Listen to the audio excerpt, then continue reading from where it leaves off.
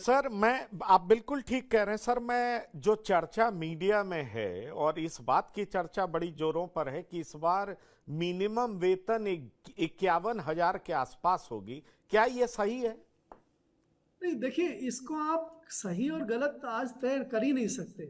अभी तो कंसेप्शन भी नहीं हुआ है, और आप जो डिलीवरी की बात कर रहे हैं, ये बिल्कुल वाहियात बात है। ये इच्छा है किसी की। कोई ये चाहता है 41,000 होना चाहिए, कोई 45,000 कह सकता है, कोई कुछ भी कह सकता है। अपनी डिमांड करने में किसी पे कोई रोक नहीं लगाई जा सकती। लेकिन क्या होगा, ये मैं आपको बता रहा था कि जब वेतन आयोग बैठेगा और इन सब चीजों को तय करेगा, वो जी तय करने के बाद ये तय करेगा कितना मिनिमम पे होना चाहिए।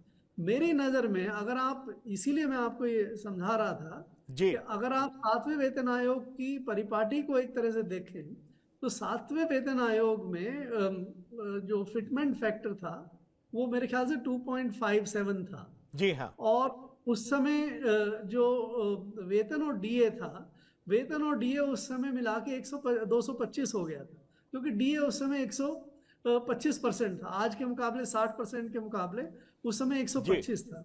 इसलिए जो फिटमेंट फैक्टर जो इंक्रीज किया, 18,000 की बेसिक को लेते हुए, जो पहले 7,000 की बेसिक थी, उसके मुकाबले सिर्फ 14% की इंक्रीज की थी।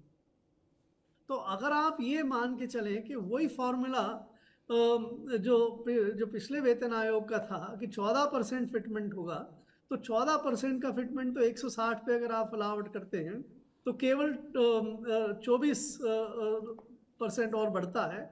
That takes it to 1.84%। लेकिन मुझे नहीं लगता 1.84% वेतन आयोग करेगा, क्योंकि ये इतना कम दिखाई देगा।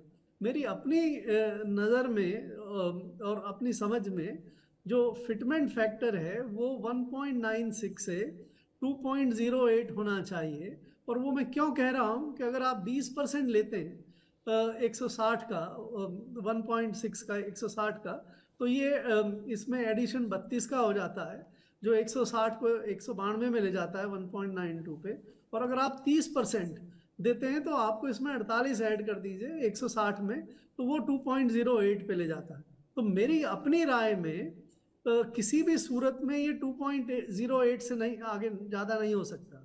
चाहे कोई लोग 2.85 डिमांड करें, लेकिन 2.08 से ज़्यादा हो नहीं सकता, 2.74 से कम नहीं हो सकता। इसके बीच में ही सरकार या वेतन आयोग जो है वो रिकमेंड करेगी।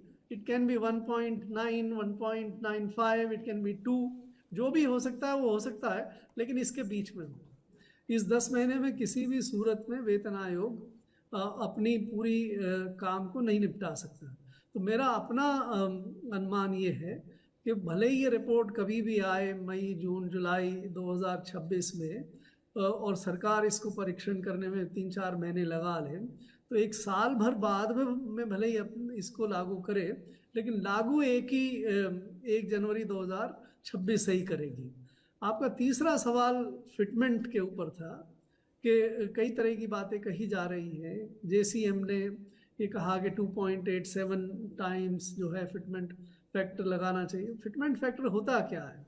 फिटमेंट फैक्टर ये होता है कि वेतन आयोग दो चीज़ों का निर्णय करता है।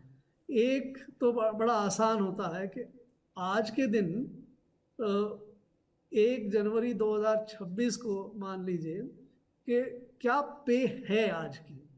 उसमें दो चीज़ें शामिल होती हैं, एक तो बेसिक पे और दूसरा डियरनेस अलाउंस। तो अभी जैसे डियरनेस अलाउंस 53% चल रहा है। दो इंस्टॉलमेंट और सरकार को घोषणा करनी होगी 1 जनवरी 2026 से पहले। तो एक जो 1 जनवरी 2025 से लागू होगी, और दूसरी जो 1 जुलाई 2026 से लागू होगी। तो आप ये दोनों इंस्टॉलमेंट पे अगर ये मान के चलें कि 7% की वृद्धि और हो जाएगी डीए में, तो उस हिसाब से 1 जनवरी 2026 को देश में 60% डीए की रेट होगी। अगर आप 100 रुपए की बेसिक पे में 60% ये जोड़ दें, तो 160 आपका प्रोटेक्टेड पे हो जाता है। इसको हम प्रोटेक्टेड पे कहते हैं कि भाई ये तो वो है जो आज के दिन है पे। अब दूसरी वेतन आयोग ये काम करता है कि नई मिनिमम पे क्या होनी चाहिए, नई पे क्या होनी चाहिए कर्मचारियों के लिए, उसके लिए अलग अलग वेतन आयोग जो हैं वो अलग अलग चीज़ों को ध्यान में रखते हैं। कोई वेतन आयोग ये देखता है कि देश में रियल पर कैपिटा इनकम में कितनी वृद्धि हो गई 10 साल में।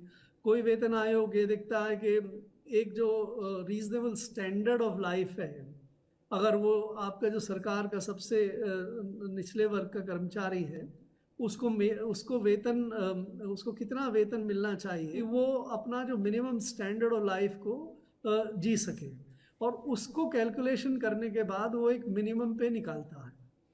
जैसे मैं आपको बताऊं, 2016 के लिए मतलब जो 7वें वेतन आयोग ने ये निकाला कि भाई मिनिमम पे 18,000 रुपये होने चाहिए।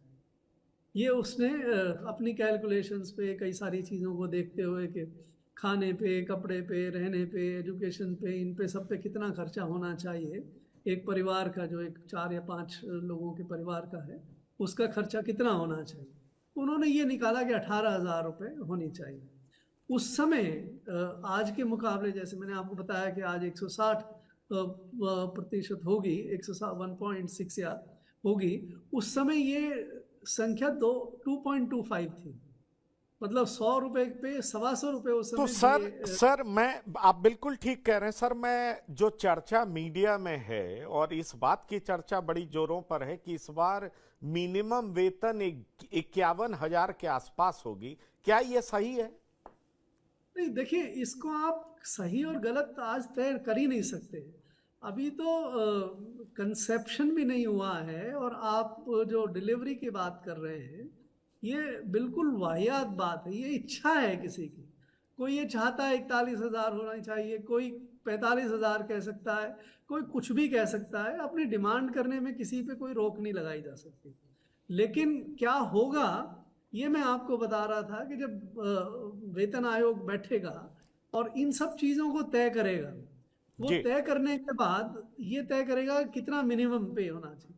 मेरी नज़र में, अगर आप, इसीलिए मैं आपको ये समझा रहा था जी कि अगर आप 7वें वेतन आयोग की परिपाटी को एक तरह से देखें तो 7वें वेतन आयोग में जो फिटमेंट फैक्टर था वो मेरे ख्याल से 2.57 था। जी हाँ और उस समय जो वेतन और डीए था, वेतन और डीए उस समय मिला के 225 हो गया था, क्योंकि डीए उस समय 125% था। आज के मुकाबले 60% के मुकाबले उस समय जी 125 था।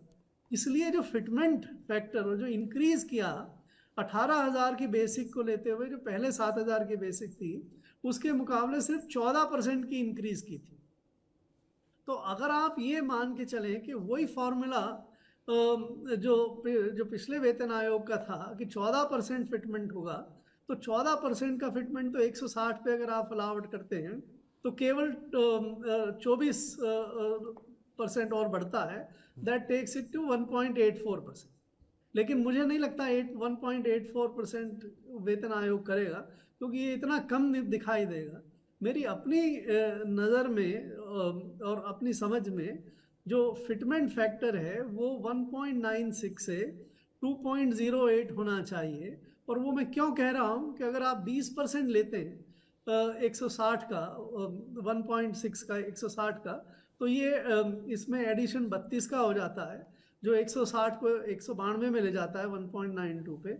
और अगर आप 30% देते हैं तो आपको इसमें 48 ऐड कर दीजिए 160 में, तो वो 2.08 पे ले जाता है। तो मेरी अपनी राय में किसी भी सूरत में ये 2.08 से नहीं आगे ज़्यादा नहीं हो सकता। चाहे कोई लोग 2.85 डिमांड करें, लेकिन 2.08 से ज़्यादा हो नहीं सकता, 2.74 से कम नहीं हो सकता। इसके बीच में ही सरकार या वेतन आयोग जो है वो रिकमेंड करेगी।